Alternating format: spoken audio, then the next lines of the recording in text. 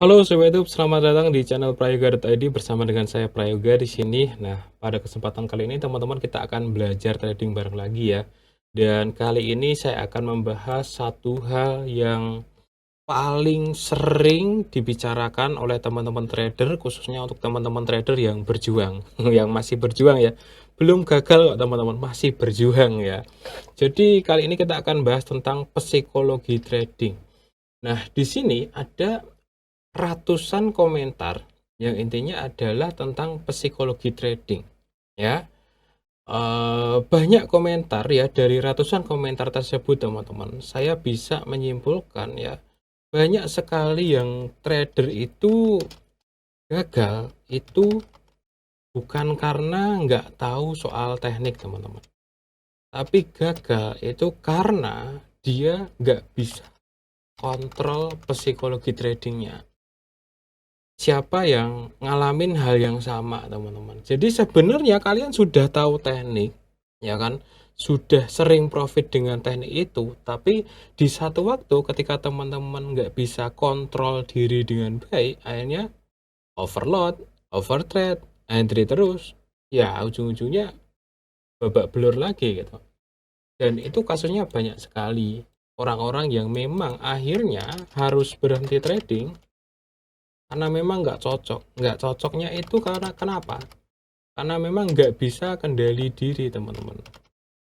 Itu banyak. Dan memang ya, kalau memang teman-teman benar-benar nggak bisa kendaliin diri, lebih baik berhenti. Ya, saya nggak apa-apa gitu nyuruh orang berhenti trading gitu. Lebih baik seperti itu daripada teman-teman habis terus duitnya gitu.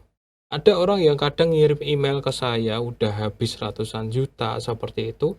Biasanya saya suruh berhenti. Saya suruh kerja, saya suruh apalah yang lain. Karena memang ya teman-teman semuanya, di dalam dunia trading yang bisa sukses itu adalah orang yang memang punya mental dan psikologi trading yang bagus. Jadi kalau nggak ada ya, ya bakalan bisa sukses dalam dunia trading. Nah, di video kali ini teman-teman ya, mengingat di sini banyak banget komentar tentang psikologi trading dan aduh, saya sebenarnya juga kasihan dengan teman-teman ya. Kadang sudah mulai profit Senin sampai Kamis, Jumatnya psikologi tradingnya kacau gitu. Kadang bahkan ada komentar yang sudah sampai beberapa bulan sudah mulai grow up akunnya, tahu-tahu dia nggak bisa kendali diri, akhirnya ya sudah habis lagi kayak gitu. Sayang sekali ya. Oke teman-teman, jadi di video ini saya pengen berikan 5 buah tips ya. Bagaimanakah cara menjaga psikologi trading yang paling efektif. Dan kalau teman-teman jalankan kelima-limanya, ini bisa memaksimalkan teknik kalian bisa konsisten dalam jangka panjang. Oke teman-teman, kita akan bahas lengkapnya setelah promo yang satu ini ya teman-teman. Buat teman-teman yang mau trading forex jangan lupa sama broker XM ya. Dan sekalipun teman-teman nggak bisa trading, teman-teman di broker XM itu bisa ngikutin fitur yang namanya copy trading. Ya, jadi di sini teman-teman bisa menyalin aktivitas trading orang lain. Jadi di sini teman-teman bisa masuk ke personal area, masuk sebelah kiri ada menu copy trading. Di sini teman-teman bisa milih ya, trader mana yang pengen kalian ikutin. Kalian buka, kemudian kalian nilai terlebih dahulu, nanti teman-teman tinggal follow saja, salin strategi. Otomatis akun trading teman-teman akan mengikuti profitnya dari trader yang kalian ikutin. Profit dan lossnya itu akan mengikuti seperti itu. Jadi tanpa bisa trading pun teman-teman bisa tetap menghasilkan uang seperti itu dengan layanan copy trading dari broker XM. Nah, informasi selengkapnya teman-teman cek aja link yang ada di deskripsi video ini. Oke teman-teman semuanya, tips yang pertama adalah jangan trading for living ya. Jangan trading for living jika belum mampu. Karena jika belum mampu ya, kalau memang sudah mampu ya nggak apa-apa. Tapi kebanyakan orang itu hanya merasa mampu padahal dia nggak mampu. Kenapa teman-teman? Karena trading for living otomatis ya teman-teman, akun kalian itu terbebani. Terbebani dengan apa? Target gitu. Nah, terbebani dengan target inilah yang akan membuat trading teman-teman tertekan. Ini rawan banget teman-teman, di mana seseorang yang tradingnya tertekan, otomatis dia akan melakukan tindakan-tindakan yang berbahaya. Ya contoh, karena memang bulan ini dia harus dapat katakanlah $500. Ini contoh hitungan yang ini aja ya teman-teman, hitungan yang gampang. Katakanlah ada seorang trader ya, dia punya $3.000. Dia sudah merasa pede dan akhirnya dia $3.000 ini untuk TVL, trading for living ya. Ya, ini cara bodoh lah istilahnya, tapi saya berikan contoh kayak gini. Nah, akhirnya apa? Dia sebulan itu dia harus target $500 untuk hidupnya. Ya kan? Wah, ini gimana caranya? Pokoknya saya punya modal $3.000, sebulan 3.000 sebulan $500 lah. Wah, ini sih kayaknya ringan ya, karena cuman nggak ada 10% ada nggak sih? Oh, ada 10% ternyata ya. Katakanlah 11%. Ah, bisa lah gitu. Ah, bisa pokoknya 10% sampai 12% mah bisa gitu. Akhirnya apa? Ketika dia terbebani, akhirnya ketika belum ada momen ngapain? Ya akhirnya dia entry nggak pada momennya. Akhirnya dia nggak bakalan sabar nunggu momen gitu. Nggak sabar nunggu momen ya. Kemudian kalau belum target ya nggak tenang gitu. Akhirnya apa? Dia mempressure menekan akunnya. Wah, gimana caranya gitu. Nah, gimana caranya itu seolah-olah dia memaksa harus profit. Ya akhirnya dia ujungnya babak belur, nggak sabar nunggu momen. Ya disinilah akan terjadi overload ya. Ketika sudah loss apalagi, wah ini sudah loss lagi. Mana target saya $500 per bulan gitu. Malah ini jadi rugi $300. Waduh, saya harus nyari profit $800 ini. Akhirnya apa? Disinilah terjadi overload dan overtrade. Ya akhirnya ya babak belur gitu. Inilah awal mula kehancuran seorang trader. Banyak trader ya yang istilahnya baru kecil banget ya, profit berapa bulan karena memang malas kerja ya kan. Karena memang pada dasarnya orangnya malas gitu. Apalagi orang Indonesia kan sebenarnya banyak orang malas ya. Malas ya.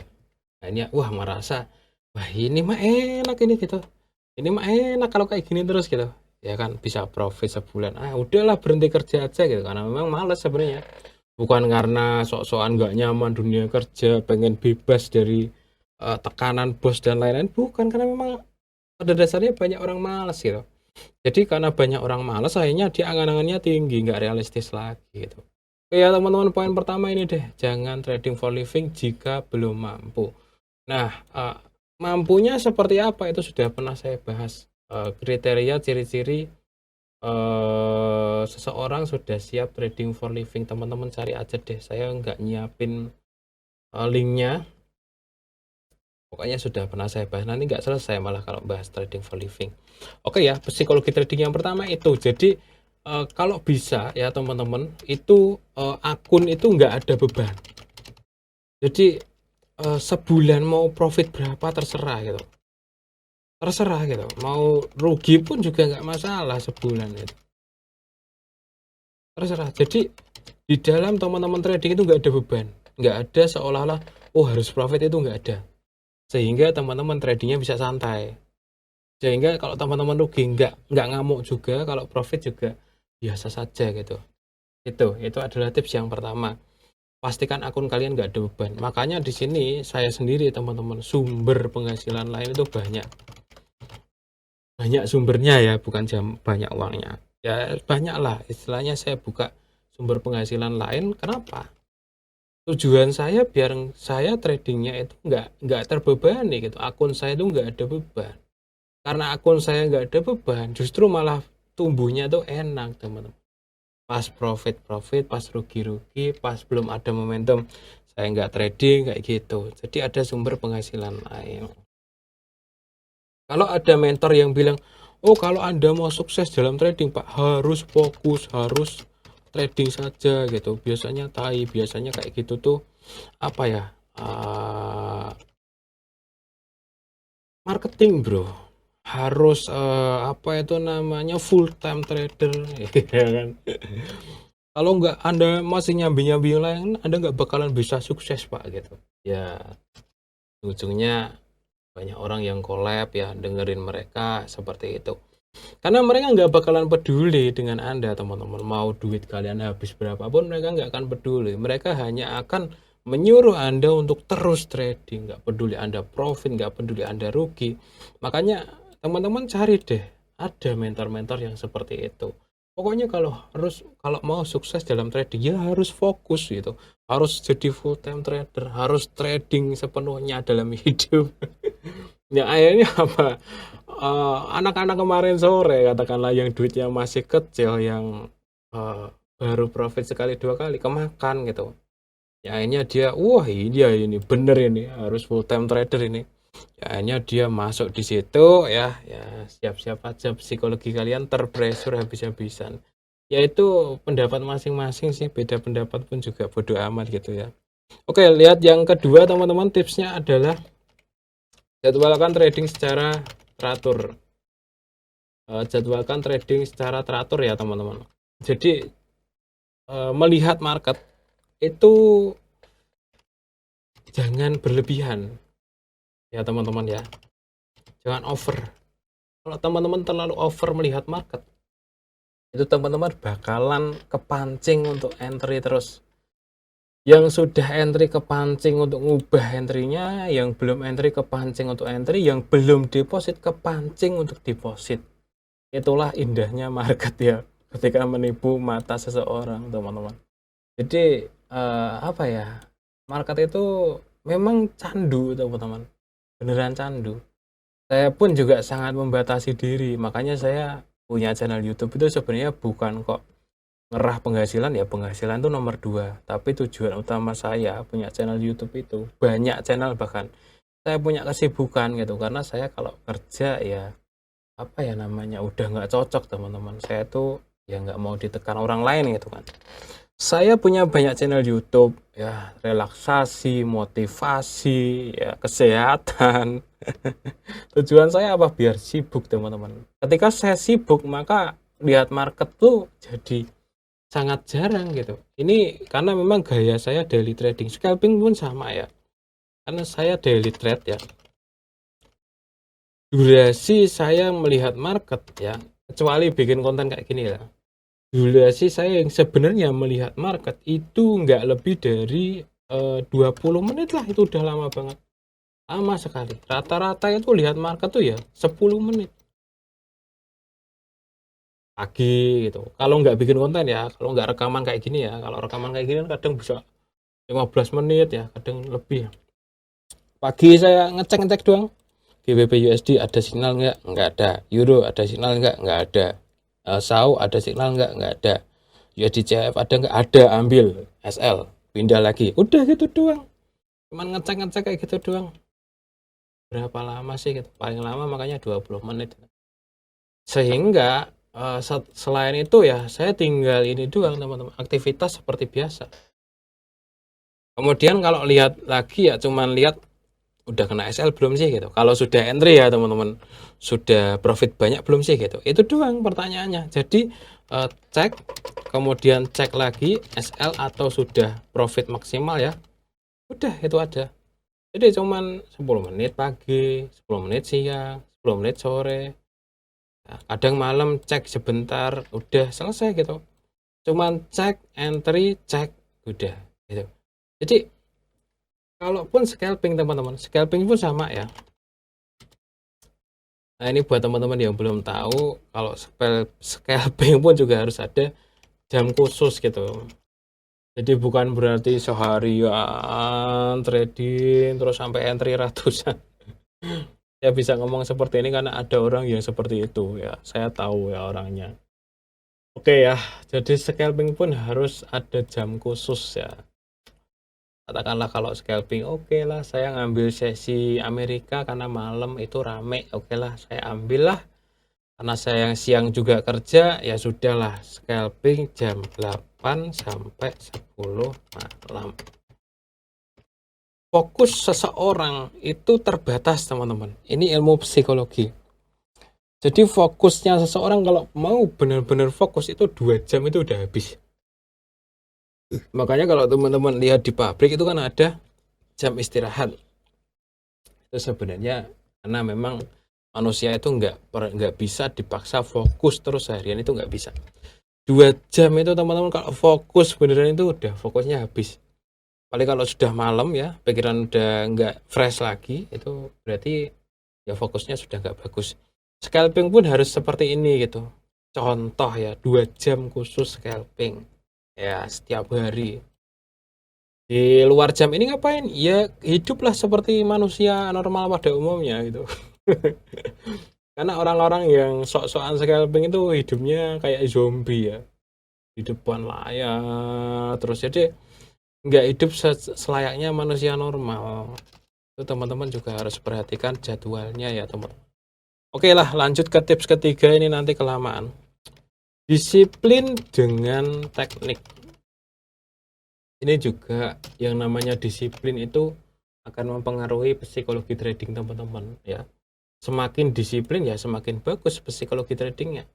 Maksudnya disiplin dengan teknik itu apa? Entry pada waktunya, close pada waktunya, dan tidak entry jika tidak ada waktu gitu. Tidak ada momen gitu. Jadi ini jelas teman-teman. Kapan entry, kapan close, dan kapan harus menunggu. Bang, emang ada orang yang entry nggak pada waktunya? Banyak. Banyak sekali teman-teman. Karena apa? Dia nggak disiplin. Padahal dia sudah belajar teknik. Karena apa? Karena nggak sabar teman-teman. Contoh ya, GBP USD nih. Oh ini mah udah tinggi banget nih. Misalkan belum ada signal sell, ya udahlah sell aja dulu gitu. Kan banyak yang seperti itu. Artinya apa? Dia tidak dengan teknik entry-nya, tapi ya dengan apa ya? Feeling tuh begini, feeling tuh begini ya. Dengan feeling gitu. Oh ini udah tinggi banget nih, masa sih nggak koreksi gitu. Dia nggak ada kedisiplinan sama sekali dengan teknik. Dan itu biasanya awalnya kayak gitu. Biasanya yang menyebabkan kehancuran banyak trader itu awalnya kayak gitu. Ya misalkan candlenya masih naik terus kayak gini kan. Wah udahlah yang penting sell aja dulu gitu kan, nggak ada teman-teman signalnya gitu. Jadi tolonglah ya teman-teman ya, kalau teman-teman mau menjadi trader beneran, disiplinlah dengan teknik kalian. Kalian belajar satu buah teknik, kalian disiplin. Oke, mulai dari sekarang saya akan buy kalau ada tanda ini. Kalau nggak ada tanda ini, saya nggak bakalan buy. Saya akan sell kalau ada tanda ini. Kalau nggak ada tanda ini, saya nggak bakalan sell. Kalau nggak ada tanda sama sekali, saya nggak bakalan trading. Itu memang ya teman-teman, biasanya awal-awal pemula tuh susah teman-teman. Ya akhirnya apa? Dia mengadopsi banyak teknik seolah-olah biar dia bisa trading terus. Kemarin sudah saya bahas ya. Jangan pakai banyak teknik, itu kalian nggak akan tahu seberapa akurat itu teknik. Jadi maksimal tuh 2 teknik lah. Nah, kalian akan tahu ya teman-teman, kalau sampai 3, 4, 5 teknik itu kan yang akhirnya 5-5-nya teman-teman kebagian SL-nya semua, bukan kebagian profitnya gitu. Oke ya teman-teman, jadi disiplin dengan teknik. Entry hanya pada waktunya ya. Jangan pakai feeling kayak gitu. Oke, itu adalah tips yang ketiga. Nah, tips yang keempat agar menjaga psikologi trading dengan baik adalah menerima loss profit ya. Ya, jadi terbiasa ya, terbiasa. Jadi ketika teman-teman mau psikologi tradingnya bagus, kunci utamanya itu adalah ketika loss ataupun profit itu biasa saja.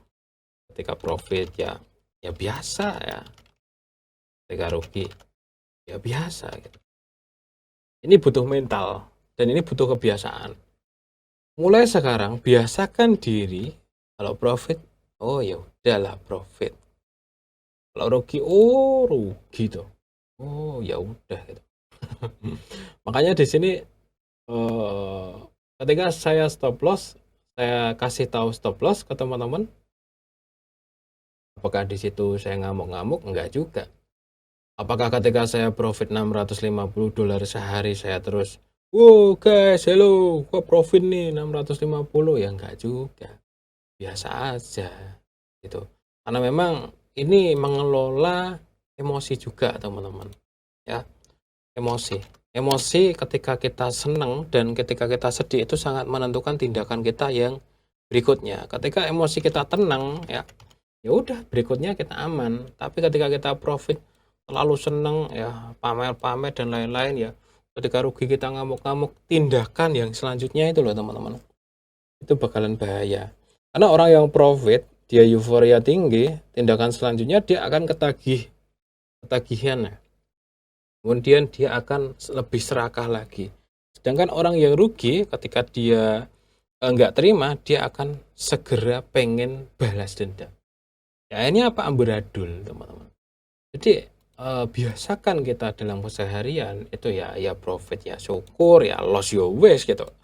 Ya nggak apa-apa, nggak ada masalah sama sekali gitu. Jadi memang dalam trading ya pahami sistem, pahami teknik, jalankan teknik, udah teman-teman udah nggak ada masalah sama sekali gitu. Karena SL-nya udah jelas berapa, kalau profit udah jelas berapa, ya wes gitu, jalan aja gitu. Tinggal jalanin aja teman-teman, mesin uang kalian gitu. Tapi kalau kalian masih emosian ya percuma gitu. Oke, tips yang kelima teman-teman. Apa sih kunci utama dari semua psikologi trading itu adalah mindset yang benar. Mindset itu pemikiran, angan-angan teman-teman. Lebih gampang bahasanya angan-angan ya. Jadi kalau kita menjaga angan-angan kita tetap realistis, itu biasanya semuanya berjalan dengan baik. Realistis. Tapi kalau angan-angan kita mulai melenceng ya, itu biasanya ya kita akan mulai melakukan tindakan-tindakan yang sembrono. Contoh, trading full margin. Ya, dimana teman-teman mulai nonton tuh teman-teman ya, mulai nonton konten-konten yang $10 jadi 100, konten-konten yang 100 jadi ini, konten-konten yang modal 80.000 jadi 17 juta, konten-konten yang akhirnya terdoktrinlah mindset kalian ya untuk bisa seperti itu. Ya enggak? Konten-konten yang modal berapa jadi berapa kayak gitu. Konten-konten seperti inilah yang mempengaruhi orang. 1 juta jadi 300 juta. Meskipun kita nggak tahu isinya ya, saya juga nggak bukain isinya. Tapi kan dari clickbaitnya ini sebenarnya mempengaruhi orang. Wah, kok mudah sekali ya. 1 juta kok bisa jadi 300 juta ya. Wah, ini mah diajar aja gitu. Ya ini teman-teman jadi tukang deposit gitu. Gitu teman. Jadi peliharalah pikiran kalian tetap sehat ya. Hindari nonton-nonton yang kelihatannya terlalu clickbait, itu hindari saja. Nonton aja yang realistis. Trading tuh yang harus realistis. Kalau kayak gini kan sebenarnya mempengaruhi orang yang modal $10 jadi 15.000 itu kan. Jadi wah itu udah hitungannya udah gila lagi. Banyak sekali teman-teman. Yang mana teman-teman akan terdoktrin gitu teman-teman ya, 100.000 jadi 100 juta gitu. Entah itu cuma clickbait luarnya doang, tapi itu masuk ke otak orang-orang teman-teman. Beneran. Ya mungkin ada yang bener, cuman kan nggak bisa semua orang seperti itu. Dan momentumnya nggak semuanya bagus seperti itu gitu. Tuh teman-teman ya. Jadi peliharalah otak kalian gitu. Pelihara otak agar apa, tetap realistis. Sama ya, realis. Jadi dari awal oke, saya niatnya trading memang buat nyari cuan, tapi ya biar resikonya rendah ya saya cuannya dikit-dikit, yang penting saya konsisten. Itu kalian pelihara terus tuh otak-otak yang bener tuh. Nah ketika kalian melenceng lagi ya sudah siap-siap, wah ini mah leverage-nya gedein aja gitu. Entry aja gitu, habis-habis kalian ya. Kalau sudah seperti itu biasanya kepancing. Makanya kita harus memelihara mindset kita tetap benar gitu. Makanya orang itu kalau mau jadi trader yang benar itu biasanya dia ini teman-teman, belajar investasi. Kenapa? Karena di dunia investasi ya 10% setahun itu udah luar biasa. Ya karena saya juga belajar investasi, 10% setahun itu luar biasa. Bahkan kemarin pernah tak bukain portofolio ya, setahun itu 140% itu. Reksadana mana yang bisa gitu? Nggak ada teman-teman. Setahun 140% kemarin saya bukain ya. Makanya dengan kita belajar investasi, jadi kita tahu hitung-hitungan realistis di luaran sana. Dimana banyak orang di luaran sana modal 1M setahun itu cuma dapat 4%. Ya. Di luaran sana banyak orang yang seperti itu teman-teman. Modal 1M itu setahun dapat 40 juta. Ya, kalau bagi 12 bulan ya berapa itu? 40 juta bagi 12 berapa sih? 40 dibagi 12. Sekitar 3 juta, 3,3 juta teman-teman per bulan. Itu dia modal 1M gitu. Nah, kalau teman-teman trading secara benar modal 1M sebulan 3 juta apa nggak bisa gitu. Bisa banget. Makanya dengan kita belajar investasi kita jadi pikirannya kebuka itu. Teman-teman cek aja investasi reksadana gitu ya. Return investasi reksadana. Teman-teman akan ketemulah berapa persen kayak gitu. Rata-rata 4, paling tinggi itu 5% itu udah jagoan. Itu teman-teman. Yang pertama belajar investasi, yang kedua adalah belajar bisnis. Dengan teman-teman tahu bisnis di luaran sana, orang buka warung modal 20 juta ya buat ruko setahun ya, kemudian apa itu namanya buat operasionalnya yang akhirnya ini bisnis kecil ya teman-teman, bukan bisnis gede ya. Akhirnya operasional dia setahun butuh katakanlah 120 juta. Buka warung lah, warung makan lah kecil-kecilan. Nah, modal 140 juta setahun baliknya baru 2 tahun, 3 tahun gitu. Itu bisnis teman-teman. Kalau kita tarik ke dunia trading sebenarnya kita itu di posisi yang enak gitu. Kalau mau trading dengan benar. Masalahnya kan mau nggak gitu trading dengan benar. Itu. Teman-teman coba deh perbanyak pengetahuan tentang investasi di luaran sana. Pengetahuan tentang bisnis, bagaimana sih uang itu berkembang. Akhirnya kita terapkanlah ke dalam dunia trading. Oh ya, saya lagi bisnis nih. Bisnis apa? Bisnis trading. Hari ini saya beli emas gitu. Hari ini saya beli USD dengan emas gitu. Karena kan kalau sell kan sebenarnya beli USD dengan emas. Nukerin emas ke USD dengan sekian gitu. Jumlahnya sekian dolar. Tapi saya batasin gitu. Kalau rugi sekian saya tutup karena biar ruginya nggak tambah banyak. Akhirnya apa? Ketika teman-teman paham betul investasi, paham betul bisnis, kalian tarik ke dunia trading, kalian perilakunya pun nggak seperti orang-orang gila di luar sana yang pakai trading full margin gitu. Saya nggak ngelarang sih, itu juga uang kalian juga gitu ya. Terserah juga sih teman-teman ya.